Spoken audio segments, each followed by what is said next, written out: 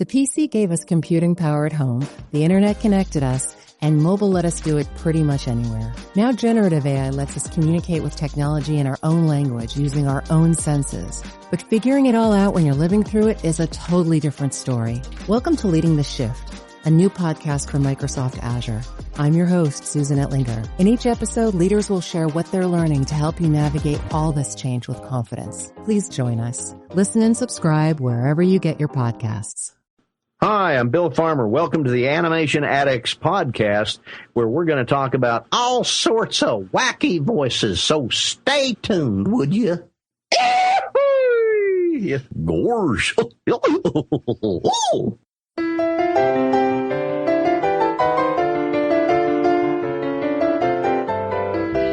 listening to the Animation Addicts podcast with the Rotoscopers, episode 30, a Goofy movie. It's so 90s!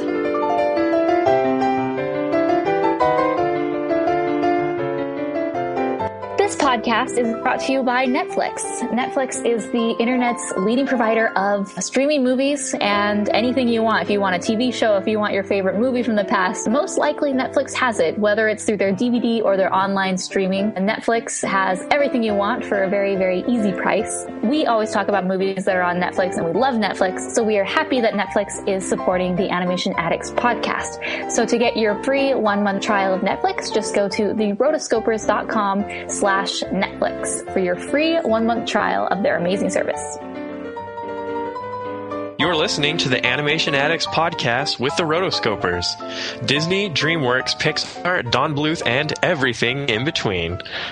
I'm your host, back with a vengeance, Mason Smith, and I'm here with my lovely co-hosts, Morgan Stradling and Chelsea Robson. Hello, hello. How's it going, ladies? We're together again. I know. It's been a very, very, very long time. The Christmas season just threw everybody off. I know. And, don't you hate Christmas when you're a podcaster? Oh, best of episodes, all sorts of good stuff. Yeah, I'm doing really well. Started school up again, getting ready to move, and podcasting, which is my love, Hey, didn't we have an awesome best of show episode? I'm sorry I couldn't co-host on it, but there are plenty of parts with me in it. Like all the fan mail is like, I love Mason Smith. Oh, right. I know. Yeah.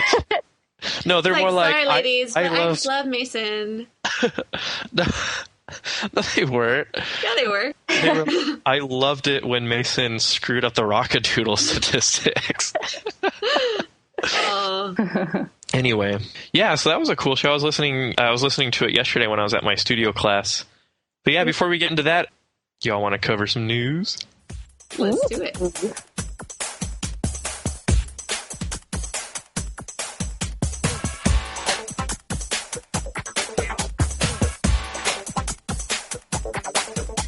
Open up your eyes, take a look at me. Get the picture fixed in your memory. I'm driven by the rhythm like the beat of a heart. And I won't stop until I start to stand out. Okay, so as far as the buzz for animation, I've kind of been out of the loop because of all the stuff that's been going on in my life, but I was perusing YouTube and I found a really cool trailer that Disney's putting out for a new video game. But of course, being Disney, it has to be some sort of super interactive, real world, not real world kind of boundary. And it's called Disney Infinity. It's their new video game. Disney Infinity is this kind of interactive game where, I don't want to spoil it too much because you really need to see the video yourself, but you get these little figurines and you put them on this thing, and then you can load a character onto this massive multiplayer gaming environment. So it's called Disney Infinity, and the idea of Infinity is really pushed in this trailer because you can be any character at any place with any other character doing anything you want, and there's kind of no rules. Well, of course there's Disney rules, but it's Disney's great at laying down rules but not really enforcing them out in the open. Disney World, you know what I mean? Explain, Yeah, what are you talking about? Well, at Disney World, if you're not supposed to be on the grass and you get on the grass, then some really cheerful costume character will probably get up and be like, hey, you're not supposed to be on the grass there. Or if you're in Splash Mountain, the vultures will be like, okay, put your arms and feet in the container at all times. I don't know. Or it's like the Disney characters, the face characters, they're not supposed to talk about them like they're real people. Yeah, you're they supposed just to, are the character. And so when you're like, oh, like, what's it like to be Cinderella? Like, oh, well, Cinderella's a professional actress and she can, you know, she's been doing this for years. She's a pro. Yeah. It's like, oh, that wasn't my question. Anyway, tangent. The first of many. Oh, the first the new year. A new year of tangent. Yeah. So basically in this trailer, it basically shows if you want to be Jack Sparrow riding on Dumbo through the Incredibles city battling giant robots, you can do it in Disney Infinity. And so it's all about, obviously there's going to be some sort of collecting thing involved. So yeah, Disney Infinity, what did y'all think about the trailer? So this to me is like, just imagine what a 5 or 6 year old goes through when they're playing with all their action figures. Like they have no rules, they have no boundaries. You know, they'll have their little action figures, their little figurines, and they'll do whatever they want with them. Like this is a video game version of that, or I could potentially say like the video game version of Disney crossover fan fiction, because like that's what people like. They love fan art and fan fiction where like two of their favorite characters come together and, you know, and meet and have an adventure. And I think this is Disney finally like tapping into that, saying like, okay, people love our characters, let's just do it. And something else that, you know, with the figurines that go on this little, like, I think it's called according to the press release, the Disney Infinity Base. And so that is where you can beam your characters in. This is based off another popular video game, which I had no idea about until this past Christmas when my nephew, that's all he was talking about. This is based on the Skylanders video game, and it's essentially the same thing. Like you buy figurines and then you port them into your video game and then you can play as those people. Like it's actually like really smart marketing. Oh, yeah. Skylanders? Aren't those like Bakugan? Like no, it's that's what I thought it was. Rejects. Yeah. Really great marketing in the fact that you are getting, not only are they buying the game, which is kind of like a one-time deal, you buy the game and you're done, but like if you keep buying extra content. Yeah. You're just always having to unlock new things if you want. You know, it's like gotta catch them all. So if you guys were to play this game and you could only have money for one figurine, who would you play as? Oh man. Well, it depends now, because is Kingdom Hearts going to be in this game? I don't think so. Is Star Wars going to be in this game? I could imagine it. Is Star Wars going to be in Disney Infinity? Maybe Disney Infinity 2.0. Whoa. I know, they're going to make a sequel. It's like, well, we're still not getting enough money. But I'm sorry, Disney. I hope to work for you someday. But if there's Star Wars, I would be like Boba Fett, and I would like hunt Disney characters. I don't know. Let's see. What character would I be? Jack Sparrow? No. Too drunk. I don't know. It'd be kind of fun to be like Sergeant Calhoun or like Wreck-It Ralph. But it would also be fun to be like, I don't know. Would they have Black Cauldron characters? All I can say is this video game looks like something that I would become very addicted to and therefore will never play. Yeah, that's the reason why I don't play Minecraft or like Lego Universe or anything, because I knew if I logged in, I would just get totally addicted and my life would be sucked away. Oh, yes. I've wasted my life. Okay, that's a sweet review. Yeah, so our fans can check out the trailer and our thoughts and some of the press release on the Rotoscopers website. Yep, and it comes out this June. Yeah. Oh, and another cool thing about it, it's on all platforms, including mobile devices, iPads, computers. It's not limited to just video game consoles. You can find this everywhere. Wow, cool. Well, yeah, I actually saw the Disney Infinity trailer after watching one of our Rotoscopers YouTube videos. Yes. So we have started a Rotoscopers YouTube channel. We actually have had it ever since we started. We just never put anything on there. So we finally decided, hey, let's do something about this. Videos on it. Yeah, exactly. We just kind of let it sit there. So we actually were able to get some news about Frozen, actually back in September. I don't know why we waited so long, but we got concept art for 6 of the main characters and then some information about the plot. So we, on this YouTube channel, it's just Chelsea and I for this first one, but we just sit and we break down all the characters, what they look like. So Elsa, Anna, Kristoff, Hans. You say his name like a snake, and then Sven. And, of course, the snowman. So, yeah, we just sit and we're just talking about that, and pretty cool. So I like YouTube. So check it out. We're going to put some DVD reviews on there, and any other info we get about Frozen, definitely we will put a video up, and nerdy couch discussions over there. And yeah, just like another place to just get like mini versions of the Rotoscopers every once in a while. So check it out. It's really fun. We love video. I guess you can see what we look like. Some people wrote comments of like, wow, I finally get to see what you look like. I'm like, oh. Cool. So yeah, Rotoscopers on YouTube. Check it out. So I think I owe everyone an explanation for why I've been gone for so long. I mean, I don't know if people care, but basically starting from mid-December till now, like I had to do finals at BYU, got married.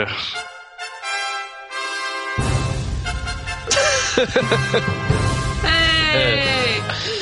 Dude, I totally got married, and it's awesome. Super freaking happy. We had the ceremony, and then we went on a honeymoon, and then we had the reception, and then Christmas, of course. And then we actually had to fly up to Utah and drive down to Texas because I actually transferred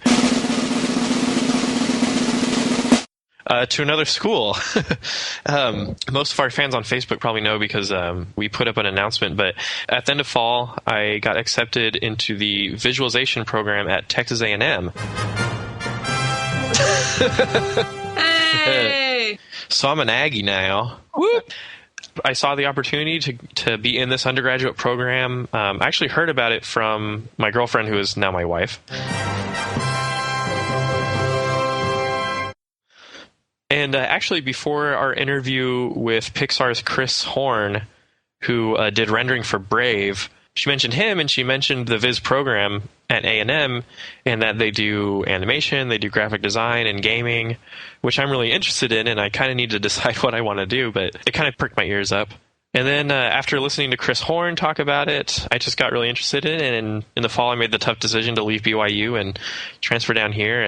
And so far, it's been like really cool. I'm transferring in as kind of a senior, but I'm taking sophomore level classes because of everything that's transferred. But anyway, do you guys want to hear what classes I'm taking? Ooh, I do. I'm interested. Okay, so 14 hours. I have art history, digital photography. Ooh. And that actually might turn into some sort of minor situation. They encourage undergrads to have a minor. So I'm just kind of taking that as a side class. But, you know, Chris Horn, before he worked at Pixar, like he was really into photography. Mm-hmm. And I think having a sense of visualizing with the camera what you want to accomplish, I think that's important for animation.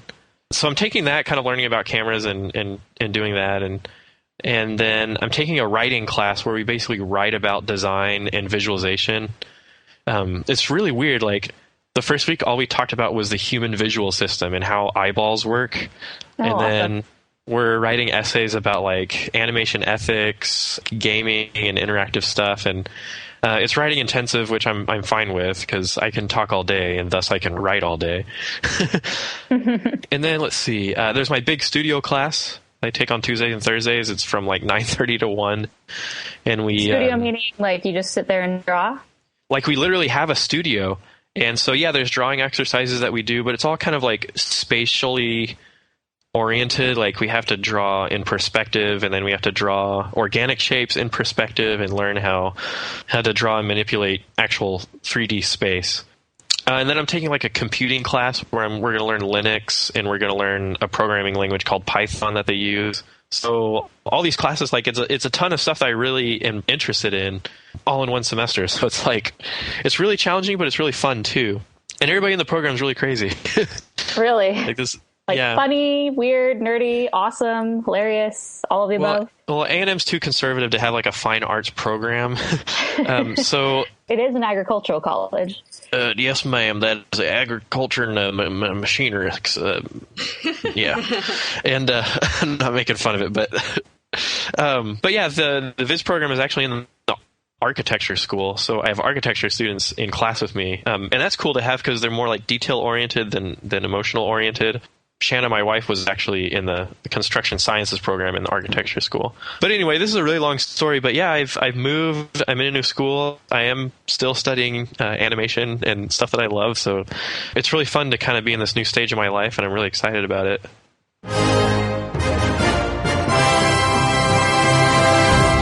Dude, I know. It's like good thing overload. I made all A's at BYU, by the way. I have like a 3.9, so I'm super excited. Well, I can't wait to hear your adventures as they progress. And I'm sure like our listeners will be very interested. So you're expected and required to do well for the sake of the podcast. Yes, ma'am.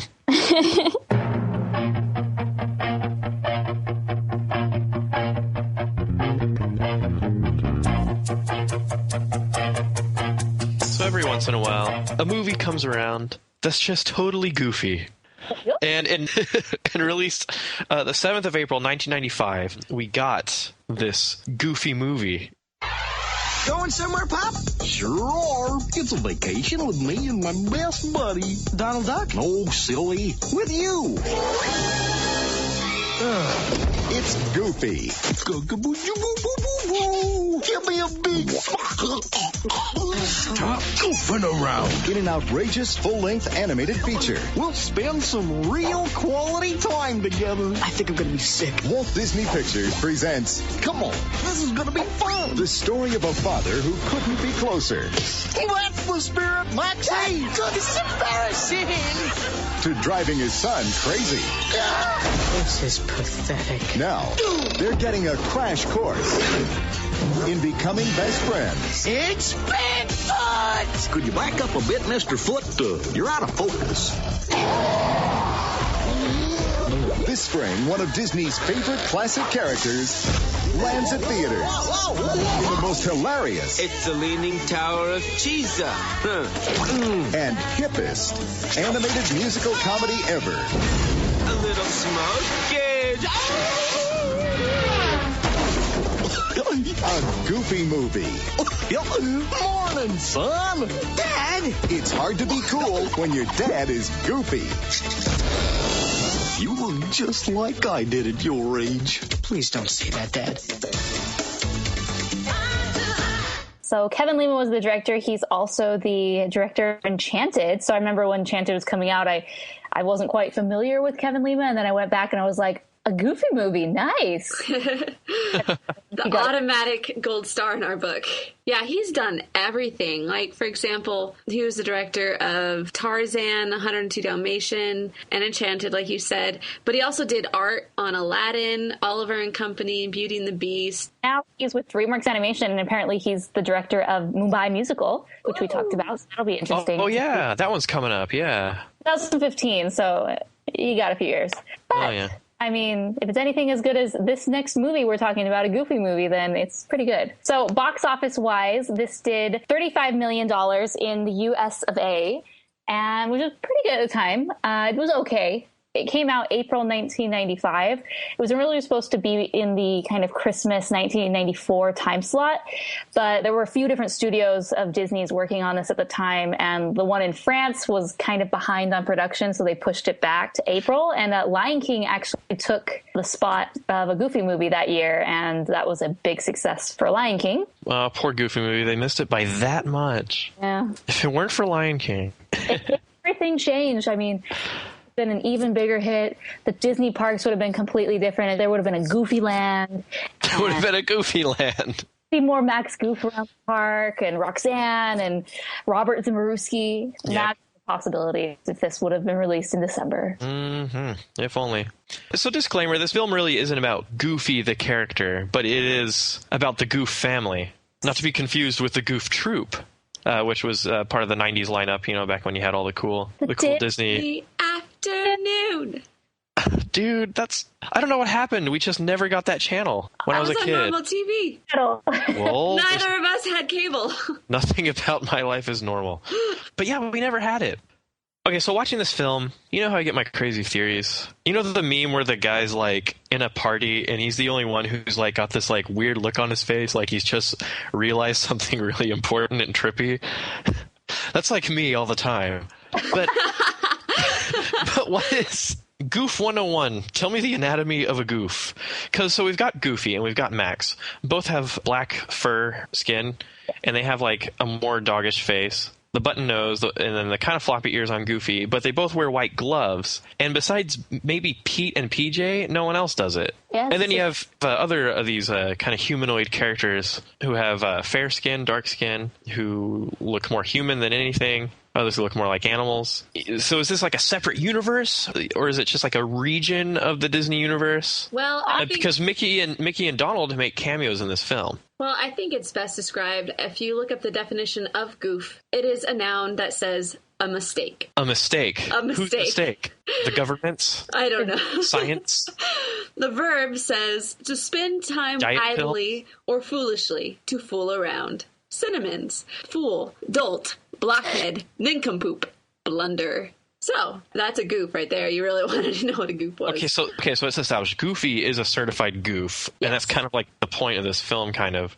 Can I just say, I think goofs are a race. Yeah, they're a race. In this bigger race. They're particularly the dog race within this Disney universe. They're just a race within this bigger world. And we just happen to be seeing this region where goofs are very prevalent, maybe. Yeah. I wanted to dig a little deeper, so I reached over to my nightstand and picked up Disney A to Z, my go-to encyclopedia.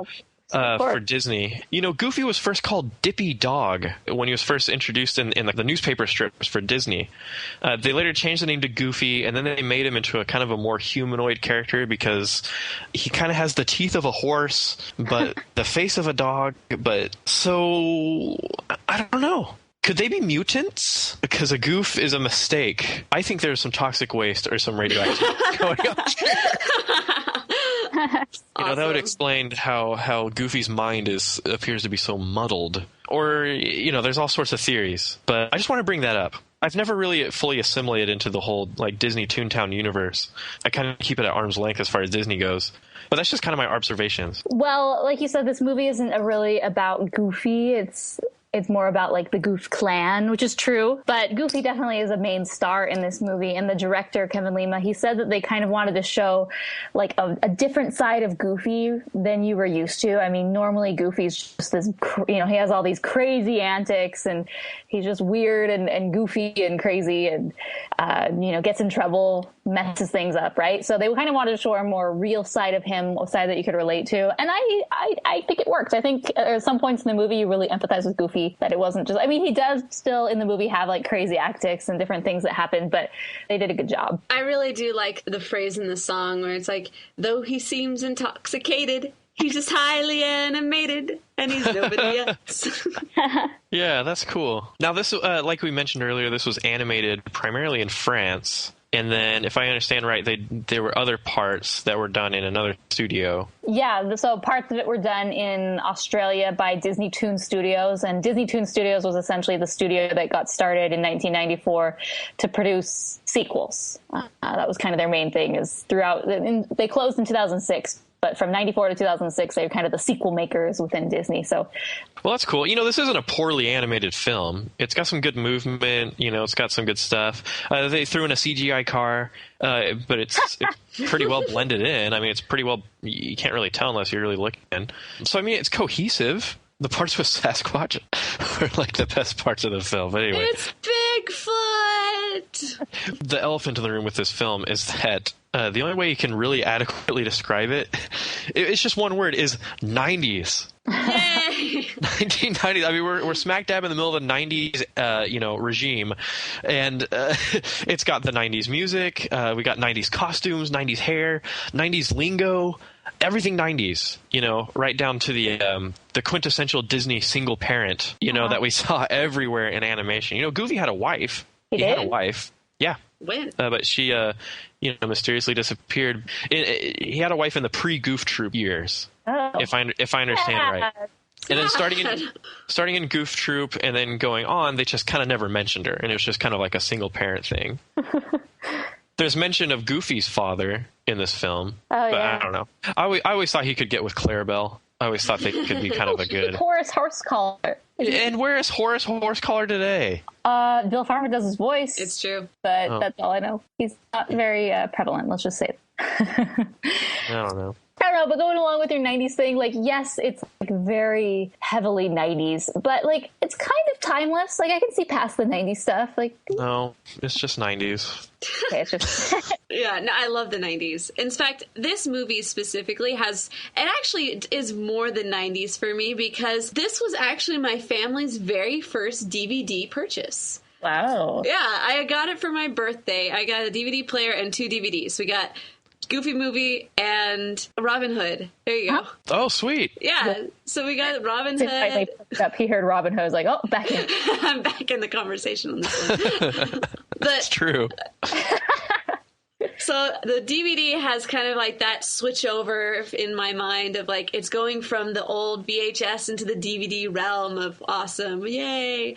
And then also this was the very first album that I bought on iTunes. So Oh, really? yeah, it was like just jumping into the new world of like this is normal and Goofy Movie is what took me there.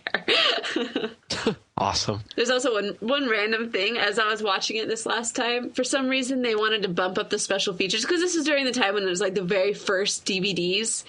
And so they really didn't know what to put in there. And so one of the special features is Disney's Mambo No. 5 performed by Lou Bega. Mambo No. 5. Well, how do you do a Disney Mambo No. 5? Oh, you just throw in Disney characters. But anyway, it was funny. Okay. That's pretty funny.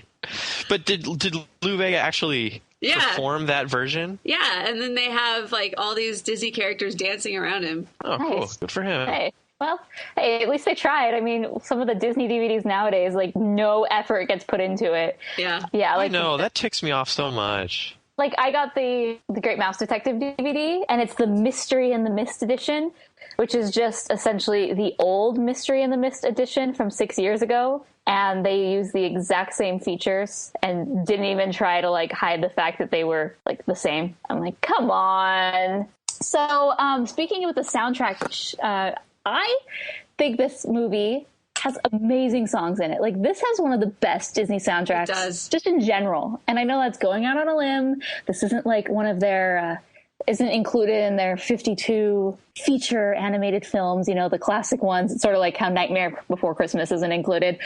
But the soundtrack, like, all these songs are very, very memorable to me. And like, you talk to Disney fans and like you start singing these songs or you just mention them, like, people love these songs. Yeah. So we'll talk about those a little later. So let's talk about the characters and their corresponding voice actors. So I think the very first main character we talked a little bit about is Goofy, who was voiced by Bill Farmer, which we had an interview with him, and he's... our very own. Yes, it's our very own interview with our very own Bill Farmer. He's ours now, right?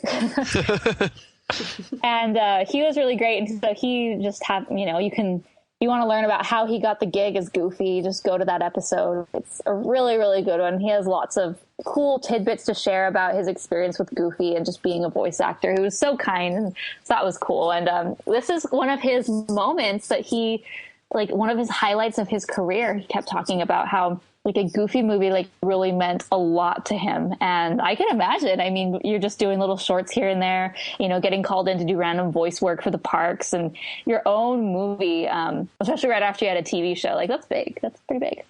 But I love Goofy. Like, in this movie, he's just so innocent and he's so sweet. Like, aw. He's such a good dad.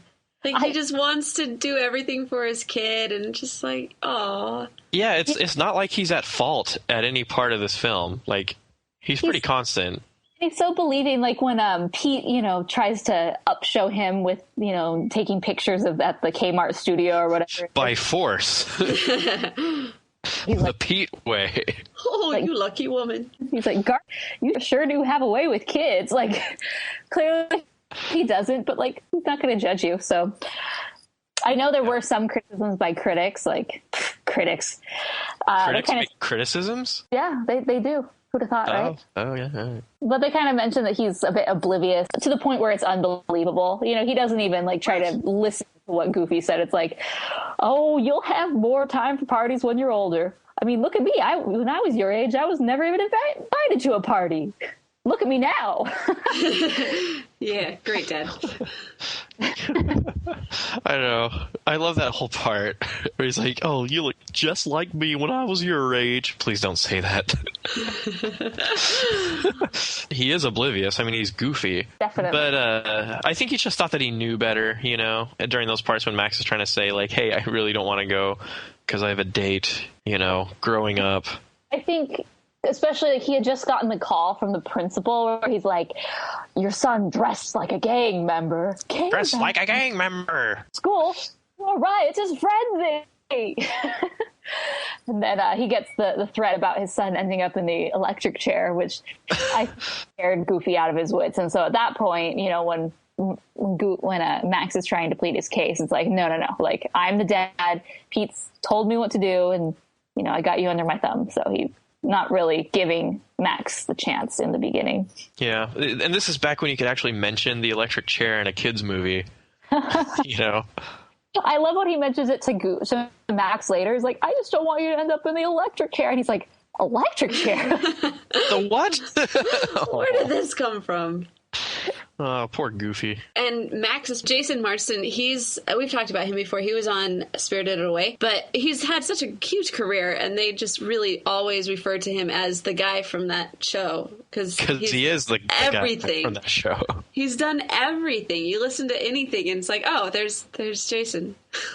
I remember him mostly from Step by Step, the best friend guy who ends up dating the one girl. You know, that guy. I like, you know, as much as Max doesn't want to be like his dad, like, there's bits and parts of him that he just can't, you know, do away with. One example, the laugh. Oh, yuck. Oh, yeah, it kind of comes out a little bit. It's like he can't hold it back. He's just Goof, you know? And that one moment when he finds out he's having a date with Roxanne, and in the moment of excitement, he's just like, "Everybody mambo." Like, that is Xavier, who got the Mambo King? I freaking love it. Yeah, Max Goof. I don't know. I think he may be part of the reason why I don't like this film, because he's got such a horrible attitude. I don't know. I guess he just wants to get with that girl and be cool. Yeah, he's a teenager. So can you really blame him? Maybe I was never a teenager. I don't know. I just have a hard time. I have a hard time relating to him. I mean, I do, you know. I mean, everyone was a teenager. Anyway, so we're in the 90s, and so, of course, when you've got these powerful voice actors in a movie, you got to have Jim Cummings. Oh, yeah. I mean, he's like the voice actor from the 90s, and he's still got a very active career today. But yeah, so we got Pete. I thought this guy was kind of funny. He's not the bad guy. You know, there's no real bad guy in this film, but does not mean he is not bad guy. Pete's always been a little antagonistic, though. Little villain profile here. He was introduced back in 1925 as probably the first and primary antagonist to Mickey and then Donald. I mean, he's got a long list of bad roles. You know, evil guy roles. He's the ghost of Christmas Yet to Come in I was about to say Nightmare Before Christmas, but Disney Christmas Carol, where Scrooge McDuck is like, whose grave is this? And he's like, "Why, Scrooge, it's yours." You know, that movie. That was the scariest part of that film. You know, and he was you know, he's the bad character in like the Mickey's Clubhouse show. Not bad, because there's no bad in that show, but he's just, you know, the guy who gives you all the problems. Practically blew up the universe in Kingdom Hearts. I mean, he's everywhere. So in this film, he's like Goofy's coworker. You know, he kind of shows as he's kind of like a foil to Goofy, because Goofy just wants Max to, what's up? Sorry, like, that's the conundrum I have. This is conundrum number one. Okay. He clearly has tons of money, and he's working as a photographer at the local, like, convenience. It's not a convenience mart, it's like a Kmart, because they have the blue light special. But that never made sense to me. I'm like, really? I think he's just in super debt. He also stands for a good analogy for the American consumerism that has been thriving throughout the 90s and today. And I'm just talking right now, but well, no, you're making a lot of sense, you know, because he's got the huge RV, he's got all the stuff. PJ is like the kid who has like all the cool stuff, you know. Luckily, PJ's not like a brat about it. eBay wasn't invented yet, so I can't put down eBay Tycoon for the reason why he's got so much dough. I don't know. Maybe won a contest. He was actually called Peg Leg Pete when he first started out because he had a peg leg. But they kind of, in animation world, you can just kind of erase something and draw another thing, and that's the character. Nice. Yeah, he's got some funny lines. Your kid's duping you. Under your thumb, Goof. What he's like, Goofy, he's bowling, and Goofy's like, "Oh, but next time," he's like, "PJ, yes sir, come, yes sir, come," and then he knocks it over. Woohoo! Strike cola. I know. I was like, everybody's like, "Oh, please, Pete." When he talks, it's Jim Cummings, right? So he talks, and I just like close my eyes and visualize Tigger. And what I think I like about this film is that it's not like they threw in a bunch of Hollywood actors to do the voices. They got quality voice actors from that era. Of course, Jim Cummings and Bill Farmer were already in Goof Troop, but they didn't go the Hollywood route, which was cool. Like this is basically an animator's animated film because it's got all those voice actors. Yeah, one person that I had no idea who was. I had no idea who she was the voice of Roxanne, Kelly Martin. She's in a few TV shows, but really there's not much. She's just around. But this is one of her biggest roles that she's known for. I think Roxanne's a cool character. Like, it's cute that Max has a little crush on her, and she actually likes him back. Can I just say, I love her shorts. I so had her shorts growing up. They're kind of rolled up and they're mid-thigh. 90s. There's a picture on the internet, which I'll put this in the show notes, of these two girls dressed as Roxanne and Stacy. They're awesome costumes ever. Seriously perfect. Those are great. Another thing I love about her is her dad. Yes, we all know that all these are dogs, but her dad is there's no humanistic characters other than the fact that he's wearing clothes and a wife beater about him. He is a dog. Nice daddy. He's the old guard dog. And then she kind of has tons of control over him, which I just thought that was kind of a funny moment. Anytime she's with Stacy, I think Stacy is an amazing character. But when they're walking down the hall this is it's like I told you, men are so easy to control, or whatever. What did she say? Speaking of PJ, I really like PJ. Rob Paulson, he was Jimmy Neutron's friend guy in Jimmy Neutron, and then he's in a lot of stuff. He's in everything. He's also got a podcast that I've been listening to lately. Oh, really? Yeah, talking tunes with Rob Paulson. Nice. He's got a lot of stuff, and he's just really, really cool guy. He does Wacko Warner. He's the singing voice for The Mask, and also in the cartoon he is the Mask as well. Mighty Max. Anybody who remembers that one? Dude, I love Mighty Max. He was like the antithesis of Polly Pocket. Yeah. Oh, I forgot he had his own show. Yeah, and then, but also he was also one of the other Tinker fairies in the Tinkerbell movie. Oh, sweet! But I hear him everywhere now that I've put a personage to that voice. I just hear him all the time. Principal Mazur's got to be one of my favorite characters. Oh, Wallace Shawn! I remember him from Princess Bride. He even looks like Wallace Shawn. He does. They did that on purpose. How about Science Slumber Party? I love that part in the beginning when he was like, "Good morning, boys and girls. Every year I have kids come up to tell me, Principal Mazur, what can we do not to waste our summer vacation?" And it's so all the kids look at each other. And then they just zone out. How about memorize all the prime numbers, or even science slumber parties? Ton of background quotes that are so awesome. Something will be happening and someone will be talking, and then the other person will be talking in the background, and those are the quotes to look for. Because... Yeah. And then we mentioned Stacy. Was she in other stuff? Yes, she was in Blossom. She was 6 from Blossom. I totally watched that show. So I have two very favorite Stacy quotes. Okay, so the first one is when she's the student body president. She's like, "As student body president, I just want to say yay for another fantastic year." And she's talk to me, talk to me, baby. And her face, she's looking over at him And then the other one, when Max is getting ready to talk to Principal Mazer after he got caught, and she's talking to Roxanne and like turning in some form, and she's like, and so my parents' AC is going to be out, and the place is going to be like a sauna. So I'm like, use it. So I think my name is going to be Powerline Goes Rainforest. Too much? I love that part. That's funny. She got that part because she was able to talk really, really fast. Yeah, that is like that's the best part about Stacy. Is she's like a fast talker, and she's like totally a nerd.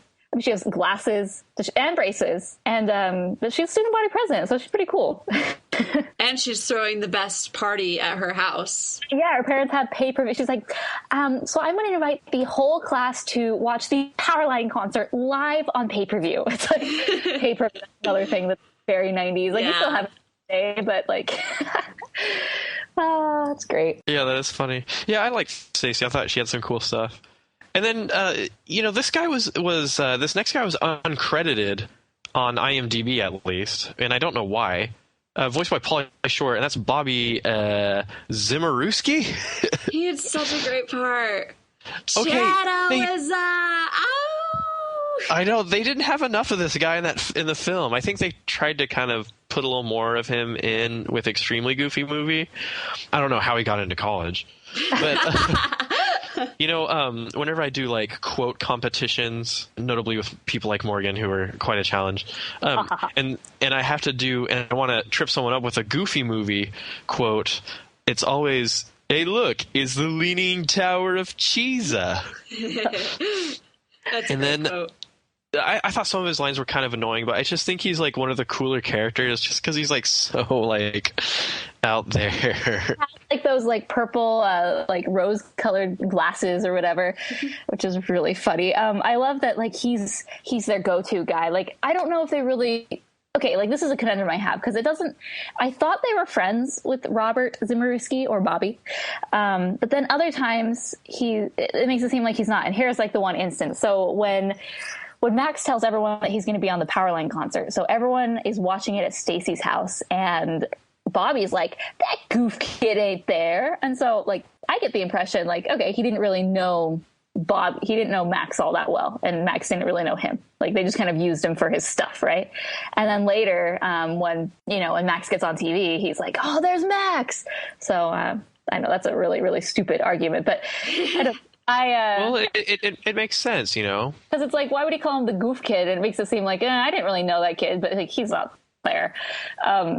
He has, like you said, some really great lines. Just like anything he says, it's like when he's drinking the water out of a straw from the water fountain. Oh yeah, slurpage. Slurpage. I love it. Need fundage, bro.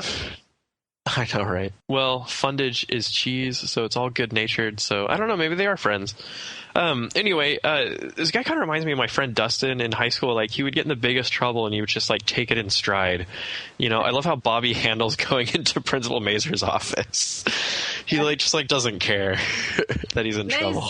What's up, bro?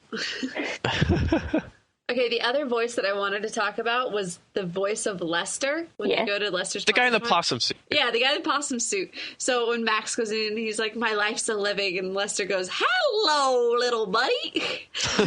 That is actually an appearance of Kevin Lima, the director. Really? Yeah. Dude, I love it when they do that stuff. I know, it was so great. He also does kind of a cameo in another film that he directed. Does anybody know what that is? Tarzan. No. Dang it. He was in Enchanted, and he was Pip. So he's like... he was the... It's good! Yeah. So that was him. I was like, yay, Kevin Lima. Dude, that's funny. Random bit of trivia. He's also married to Brenda Chapman. Really? Huh. Yeah. That is trivial. Awesome. Okay, so let's just talk about through talking about the characters, we've talked about lots of scenes, but let's talk about... we've totally analyzed the characters. should do maybe we've got him down. Let's actually talk about the movie. Yeah, exactly. So we'll talk about scenes of note, and I think like the very beginning is like this intro part where it's like Max is having this dream, and then it's just so strange. It's like the first thing he hears is Max, and then Roxanne's floating down from the pillar, and they're giggling in the flowers, and then of course leans in to kiss them. Yeah, I can relate. Y'all have obviously never dreamt about your like dream girl crush, But it was kind of awkward watching it though. It's like because you don't know if it's like this is how it is or what's going on, and then of course like goofy teeth. The horror. The horror. Every child's nightmare, becoming just like their parents. A terrifying transformation. But like, okay, so that Max part where she's like, Max, it always reminded me at the end of Haunted Mansion, where like that creepy bride lady or whoever, she's like, hurry back. Be sure to bring your death certificate. Yes.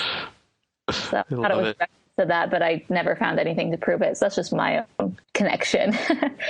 But yeah, so then we break into, we find out it's a dream and he's late for his big, his big moment. Like seriously. Okay. So he's a senior in high school or whatever, or whatever grade he's in. And he just crashes a school assembly with this amazing light show. Yeah. And a microphone and like a rigging system, and it's impersonating the light box guy or whatever his name is, and only Powerline dad, the greatest rock star on the planet. The greatest rock star on the planet. Powerline, he's kind of like he reminded me of Prince. He kind of had Michael Jackson in him, but he's more like Prince to me. But like I don't know. So how did he blow it? Like. Everybody loved him. At the end, he's like, "Oh, I totally blew my chance." Chance to do what? Like, you accomplished what you wanted. You threw Principal Mazer down a trap door, and we don't know how to do that. And he got rid of the principal, and he does this amazing show as Power Line, just because he got caught. Like. I don't know if I was Principal Mazer, I would be like, okay, this kid needs to be on YouTube or something. Like we have like our Justin Bieber of the Goof generation, but like Principal Mazer takes so much offense to it, and it's like such an embarrassing situation. Oh yeah, I thought it was awesome. Like, can you imagine like last day of school assembly and that happens? Like, I mean, we can't really. Prince isn't very relatable nowadays, but imagine someone pretending to be Justin Bieber, or I mean, that's even a very lame thing, like Timberlake or something, and impersonating him. Like that would be a bomb. But yeah. And everyone loves it. That's the thing. Like, afterwards he's walking out and everyone's like, Max. I know. Everybody loves him. Good for him. Yeah, I thought that first part was cool. He sings a song about, after today, he's and stuff. This is kind of like one of those like 90s kind of coming of age movies, It's got some Ferris Bueller in it. It's got some of those, 80s skateboard movies, We Just Want to Graduate and Survive movies. Yeah. Which I thought was cool. I know. And that whole first part, I like the when he's going through school and everyone else is singing, there's like the jocks and stuff, and there's like little goth goofs who are like super glad to not have to deal with anyone anymore. The bus driver, I'm gonna sit on my butt. Oh, speaking of, so that song, After Today, a friend of mine actually went in and he did a whole live action version of this song. And it is really, really good. You should check it out on YouTube, but it's... Yeah, that's just... Huh? That's your friend? Yeah. Awesome. Yeah, and so like he was just talking about, he's like, yeah, you know how some people, they like, read books and stuff in their free time? I make movies. So this is what I do. Oh, wow. So yeah, but it's really, really good. And so he goes in and it's just fun to watch. He really typecasted people really, really well. I was proud of him. I know. But some of those school kids, it's like, well, this is the 90s, so they really like, this is really when, they like girls in cartoons like started showing their midriff, started running around in tiny shorts. Exhibit A is the very immodestly dressed but hot chick. The hot chick. She comes up and she's so impressed with Max's Hey, Max, wicked dance. And then she gets shooed away by the nerdy girl. Forget it, girl. He's Roxanne's. But is he Roxanne's? But is he at that point? I was so frustrated. I was like, Max, you blew it. She's so much harder than Roxanne. Oh. So I guess that's not the point of the movie.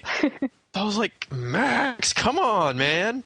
Oh, so like speaking of, you're talking about how Ferris Bueller reference or whatever. Like, I don't know if this is a direct reference, but the part where Goofy's driving away, they're going on their adventure. He's like, goodbye house, goodbye mailbox, goodbye pile of broken wood.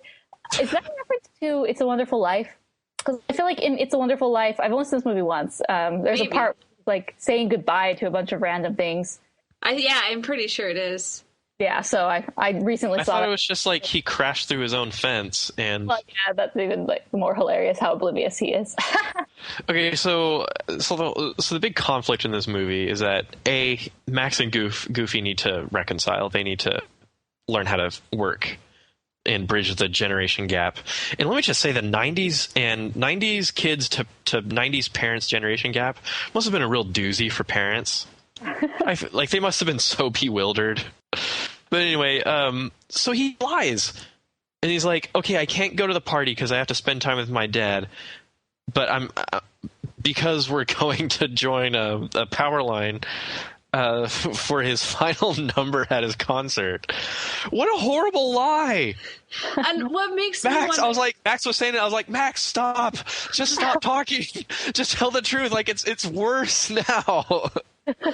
In like 5 seconds, you've made the worst lie ever. But the thing is, look, he's a cartoon character, and he can kind of do these things just kind of randomly. But it's like, golly, like this is worse than Aladdin. No, I don't happen to be a street rat who just has a really powerful genie. I'm actually a prince. It's like to go to escape the pressures of palace life. Palace life. Try me. But yeah, I just think it was terrible. I love what he's explaining it to her, and he's like, I was hoping I could wave to you when we joined Powerline for the final number. She's like, oh my gosh, that's incredible, Max. Like, she's eating it up. Like, seriously.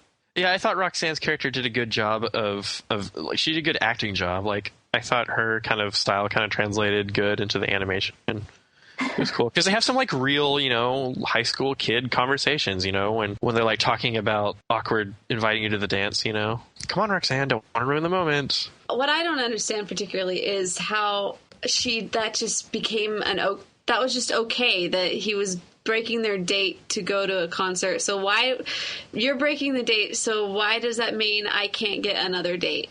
Like I didn't understand that part. Yeah, and he gets like defensive about it. She's going to get another date, but he's like, no, now you're my property, you're mine. Like, whoa. Well, you gotta party alone, Roxanne. I know, someone else? I know, poor guy. So we go off on this whirlwind adventure to Lake Destiny. Which, if you look up Lake Destiny on Google Maps, it's actually in Georgia. What? Yeah. I tried to look at the map and figure out where exactly they live.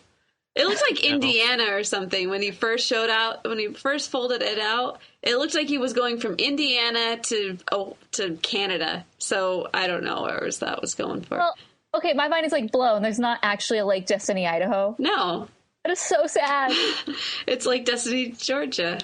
Oh, well. Oh, that doesn't really sound as cool at all.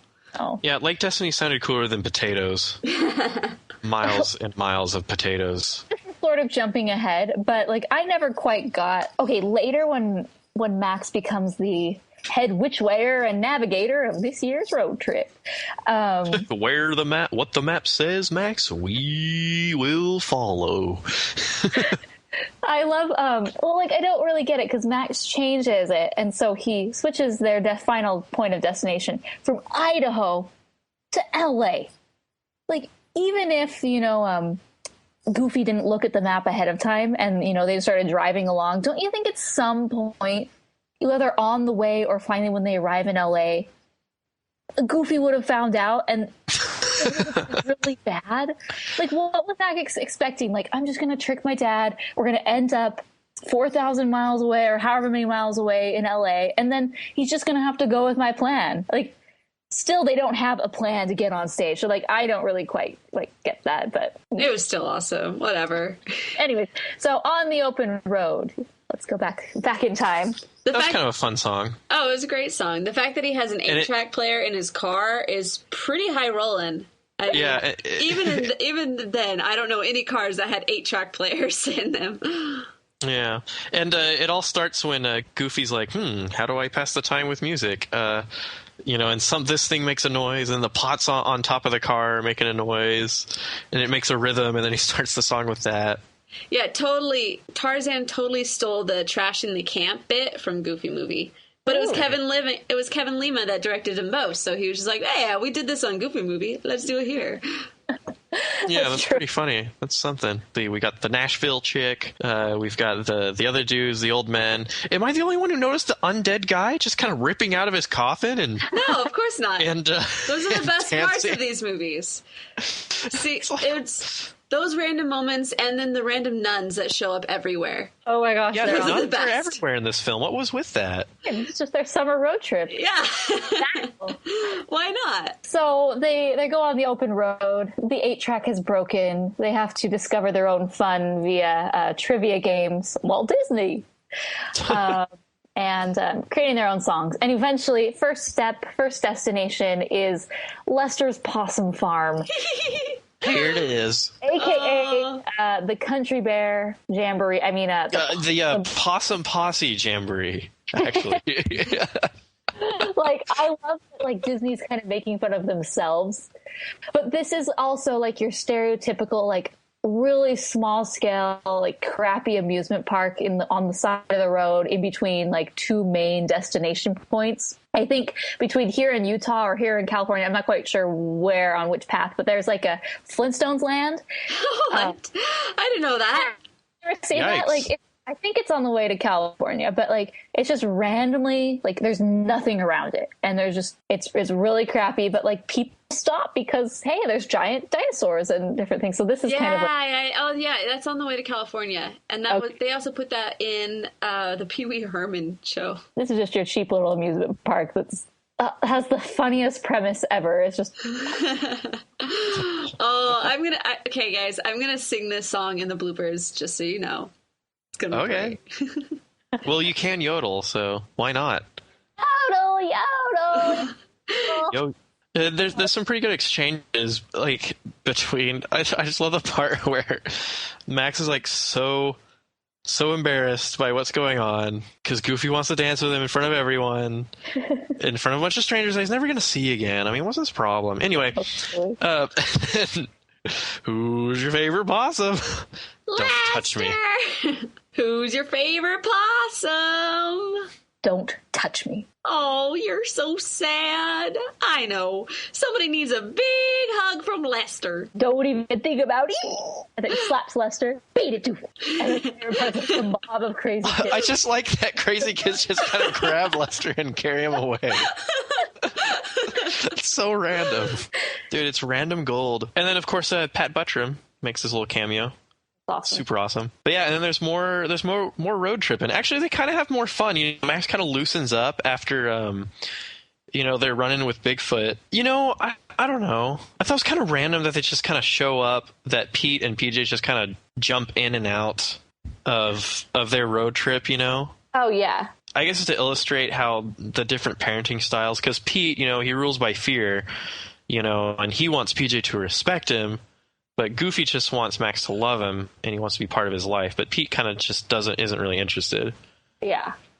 Because Pete's like, give me 5, son. Psych. And it really hurts PJ. It's like, oh man, I never get to touch my dad. It's not about that because PJ and Pete, technically, they have it all, right? I mean, they have the man, I'd love to have this RV. They have the giant RV with the octopus aquarium and the big TV and the pool that pops out and the barbecue and the bowling. Don't forget the basketball court. And it chops down all the trees around, like very environmentally friendly, but Lorax not approved. And so unacceptable to the Lorax. They have everything, right? So you think like, oh, this is the life, and then you see how Pete treats PJ, and it's really not like desirable or admirable. And you flip to the other side with Goofy and Max, and like they're just camping it old school, like just have a little tent in their their little car and fish it in the old fashioned way, right? And then you kind of learn like what is the better of the two. Like I'd rather have the Max Goofy relationship with my parents than I would the Pete Money PJ relationship. Yeah. And of course, this is all interrupted by who I believe is the funniest character in the film, is freaking Bigfoot. It's so random. Dude, when he shows up, this is like when the film actually gets funny. Like, they just animated him really well. Like, they gave him his own little personality and his own silliness. And he's he's so freaking funny. He appears because Goofy's teaching Max the family secret handed down from generations. Perfect cast. And he accidentally grabs a steak from Pete along the way, and then it lands conveniently in a Bigfoot-sized footprint. Classic. Could you back up a minute, Mr. Foot? You're out of focus. So yeah, then crazy things happen with Bigfoot, and Max is all excited because they don't have very much money apparently, and they can sell this and they'll be so rich. And then he breaks the camera.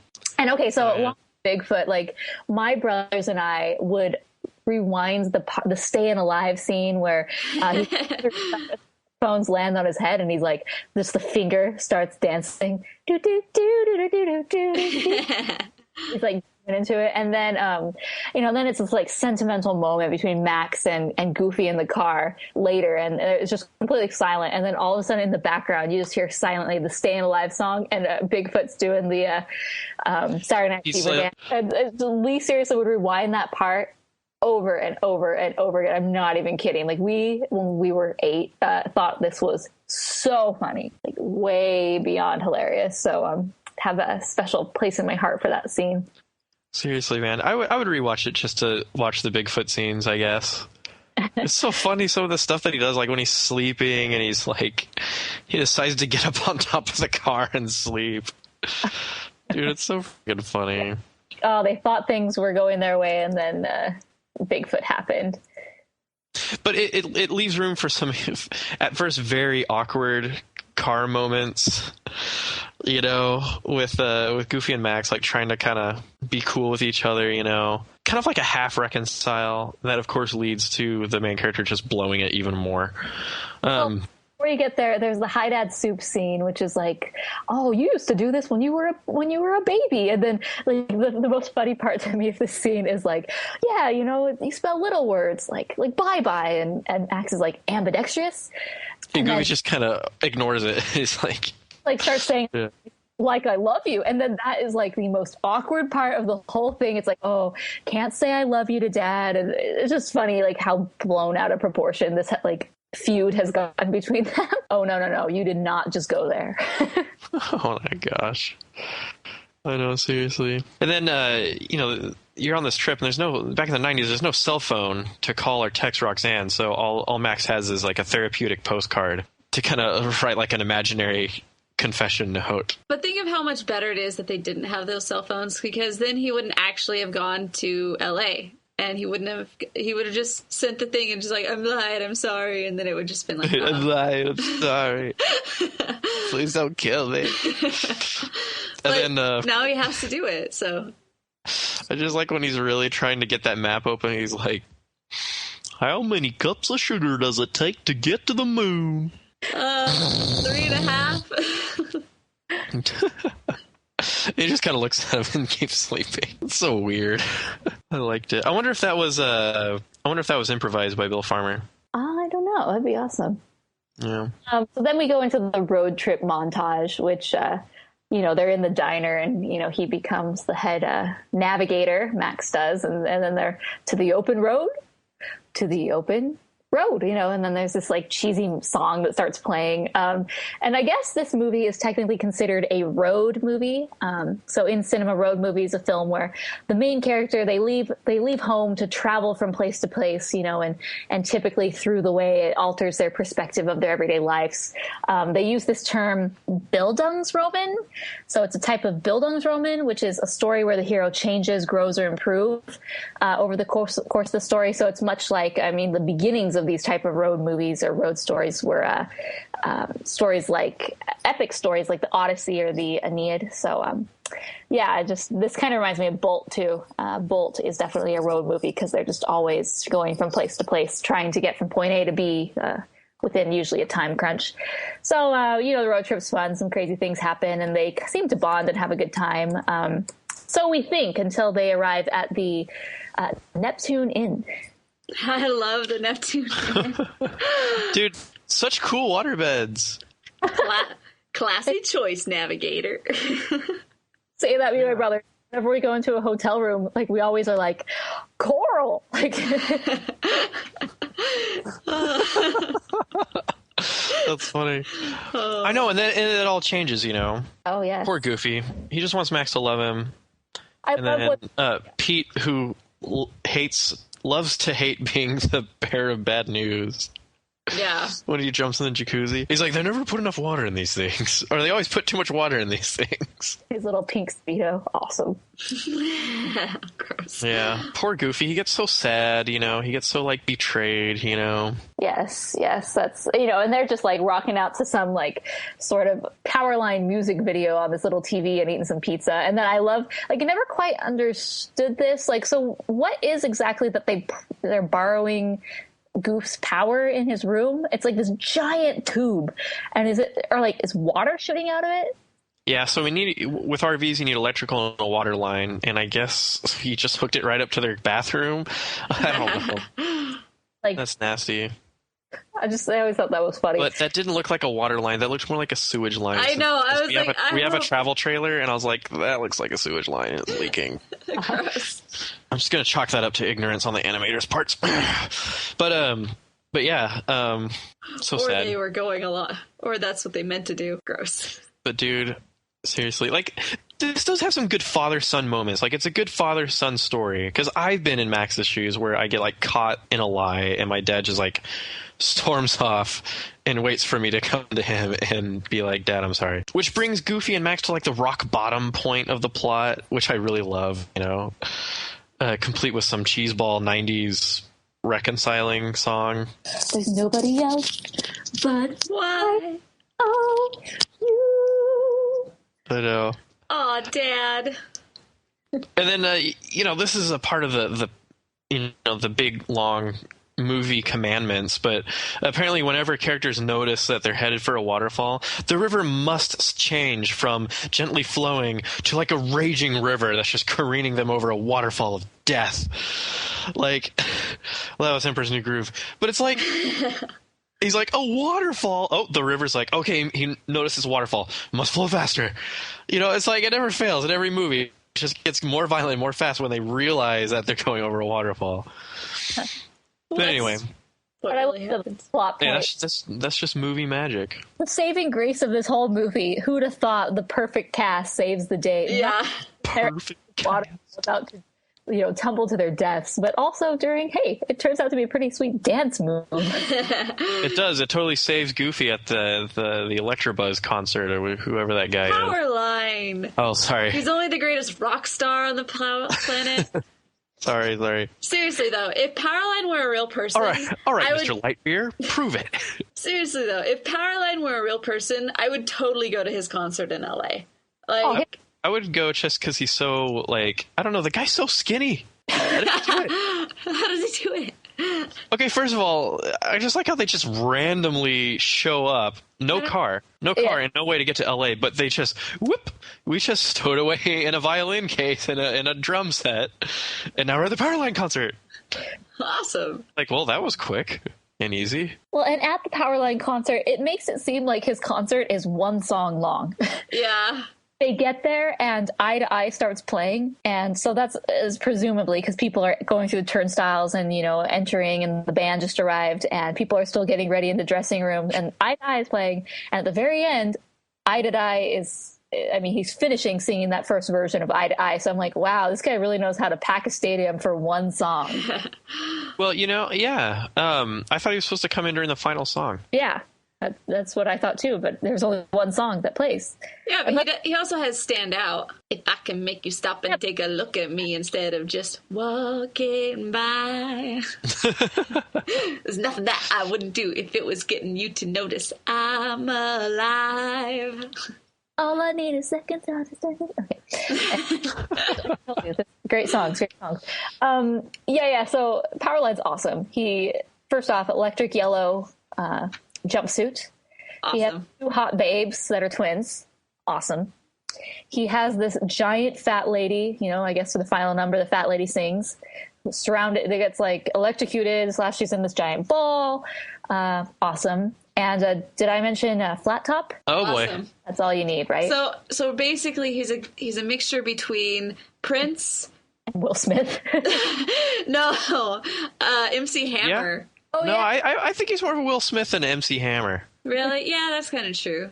But they both had flat tops. I mean, in your defense. Yeah. And so he wraps it all up. He pulls it off. Thanks to his goofy ingenuity. He just shows up at the Powerline concert, and Powerline's just cool with it. So he's a cool guy. And he's like, oh, all right. This wasn't in rehearsal, but that's cool. Sure, let's go on. And so he got to be on TV. And then he has a future with Roxanne, I guess. And it's cool. What was the thing we liked most about this film? Just kind of wrapping up the plot here. What did we like about it? Besides Powerline, besides the song, I don't know. I would say 2 things.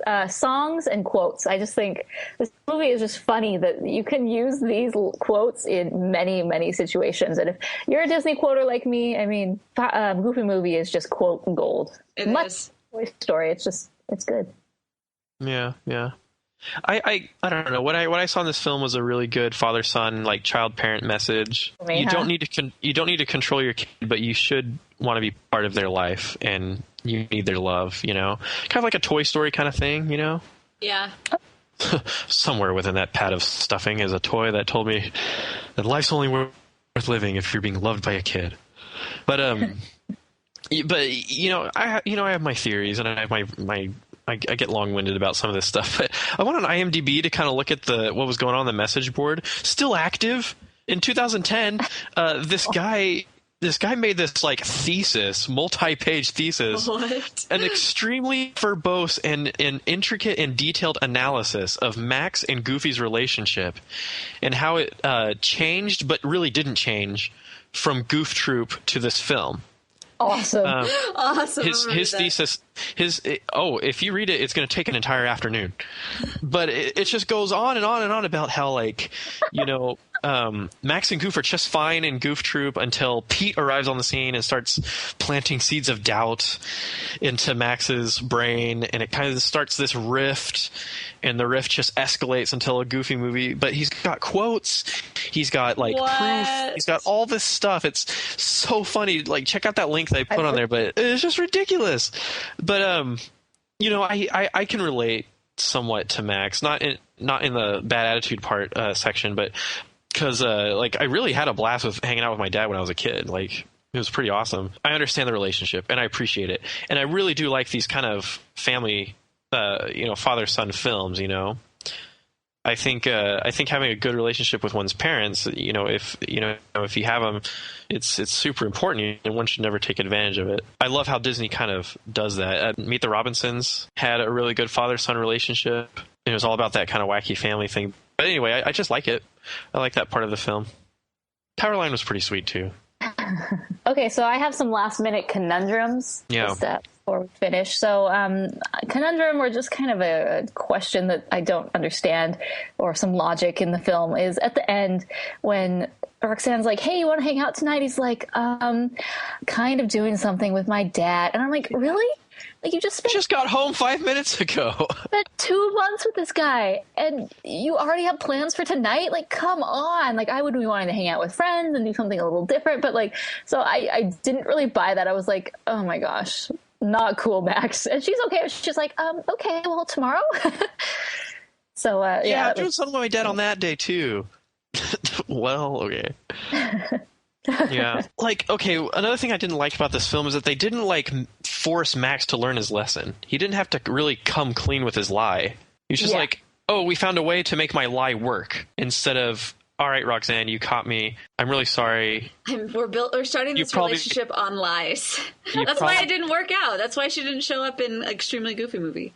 No. She tells him later, like at the very end, he's like, actually, I lied. Right. But he didn't. But the thing was, I lied about. She's like, you mean your dad really doesn't know Powerline? It's like, what's the big deal about that? He got it to be on TV. Like, is it not enough for Roxanne? Like, okay, I was on TV. She's like, oh, you're on TV, but your dad doesn't know Powerline, so we're pretty much over. But thankfully she wasn't like that, because she really just likes Max for the the sweet boy that he is, I guess. So I mean, whatever. But I was just kind of tripped up by that. So yeah, that's all the conundrums I have. The rest of them are just kind of like cartoon physics kind of stuff. I like on the IMDb where they're like in the goof section, it'd be like, well, no one can survive a 30-foot drop from a building, so this was a goof. Factual error. It's like, really, bro? But anyway. All right, so let's give it our rating. Start with Chelsea. What would you rate it? I'll go first because I love this movie. I give it 5 stars because it's got awesome music, incredibly quotable, incredible replay value, yodeling, and the appearance of Bigfoot. What more can you ask for? It's got everything for me. Oh yeah, I mean it was a good. It was a full blown Disney feature. They animated it. They had songs. It was a great effort. Very well put together. I don't know. I have to give it 3 stars because I don't know. I just found this film kind of annoying. It's not like I wasn't part of the '90s. I mean, but it's not the film's problem. It's more my problem. Let's just say that. I didn't grow up with it. I didn't grow up with Toontown, or any of that, or any of the Disney stuff, and so I guess I just couldn't get into it as much. And I didn't see this when I was a kid, so now that I'm a cynical adult, it's not going to be as cool as it would have been if I had seen it in the '90s. Well, that's good because we definitely need that perspective. Okay. So yeah, don't hate on me, folks. Yeah, I mean 3 stars. So, okay, I'm giving it 4 stars. I, like Chelsea, grew up with this movie. I love the soundtrack. I love how quotable it is. I like the message, and I think the characters and just like kind of the way everything happens is pretty awesome. They tie in the perfect cast. There's this big old thing around Powerline. He makes an appearance kind of at the beginning via Max, and they make an appearance at the end. Like Bigfoot and just goofy characters are, another chance we get to interact with them. For those reasons, it's really awesome. But again, this may just be the nostalgia speaking, but for those reasons, I really like it. This was one of our go-to favorite movies as a family. And to me, it's like one of the best Disney animated films out there. Like, I would dare to say this is one of my top 10 favorite Disney movies. Great characters, funny moments. This is a cult classic among Disney fans, at least the ones I've talked to. So in my opinion, and I like it. So it's not perfect, I know, and it's not a masterpiece of animation, but it's really well done. So 4 stars.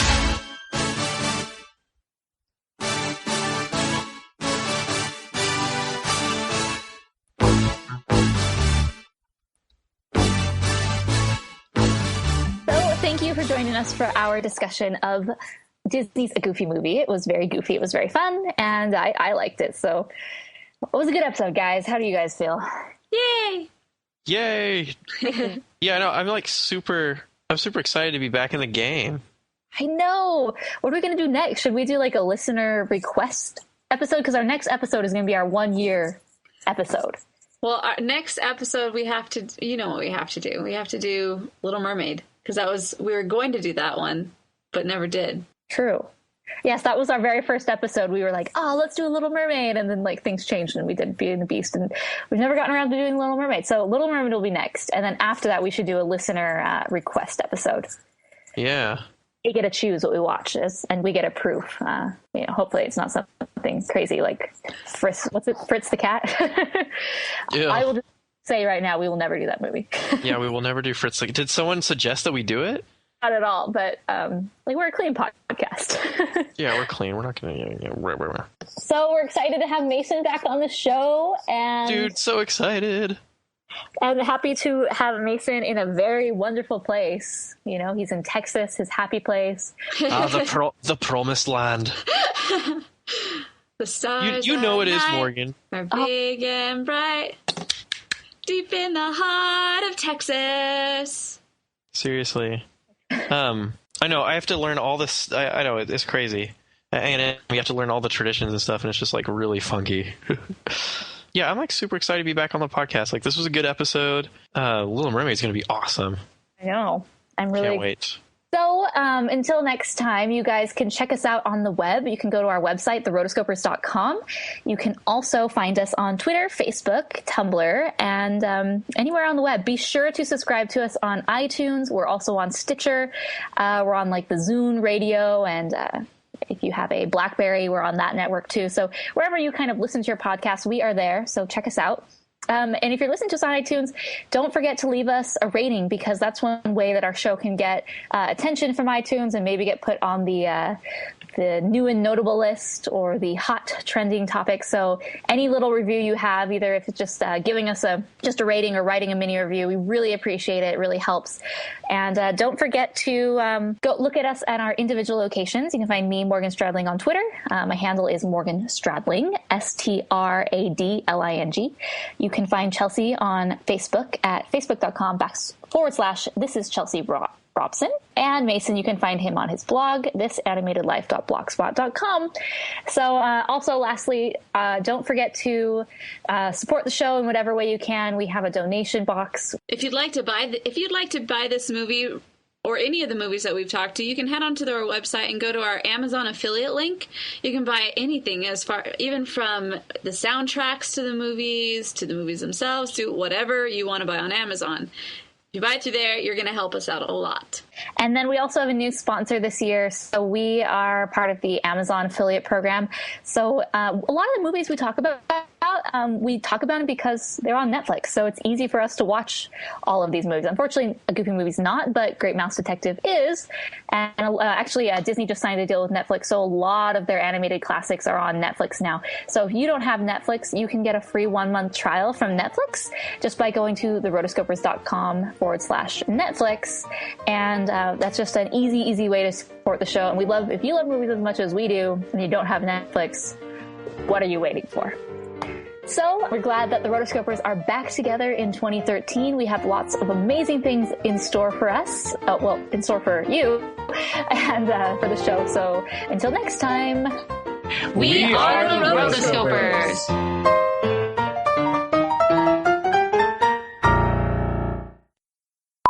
I love how iTunes will just change its interface. Oh yeah. Without telling you, and with each change, it gets even more confusing to use. Yeah, like this new way. But isn't that always the way with anything? I hate the way. I just want out of the way. The best friend guy who ends up dating the one girl. You know, that guy. Yeah. I did not watch that show. Oh, well. There are no two greater words in the vacationing language. Well, one of them is Disney World. The other is all-inclusive. So freaking sweet. And Max is played by James Marsden, and we've talked about him before because he was on Spirited Away. Is it James Marsden or Jason Marsden? James? I think it's Jason. Jason. James is the hottie in Enchanted. Oh, I like him. A date. Now gather around, my possum pals, and join the jamboree. Come hoot and holler from the heart. Every chicken, pig, and goat'll helping, giving out a yodel here at Lester's Possum Park. Yellow doo doo doo doo doo, yellow doo doo doo doo, yellow doo doo doo doo doo doo doo doo doo. And then it goes, goes, like, there's somebody in the background, it's like, skin that cat, Beulah, and it shifts up and it goes on. And then the next verse is, visit Beulah's Farm of Fiddles, pet our varmints, taste our victuals, Lulu's lizards, gators, pies, a work of art. Then do a do-si-do and dance, and like there's a possum in your pants down at Lester's Possum Park. Well, don't you want to be, hang from a tree, we're mighty glad to see you, and the parking's always free. Here at Lester's Possum Park. Doo-doo-doo-doo-doo. Hey! That was awesome. That was very good. Very good. Very good. Oh, I listen to that song all the time. Not all the time now, but like when I first bought this CD.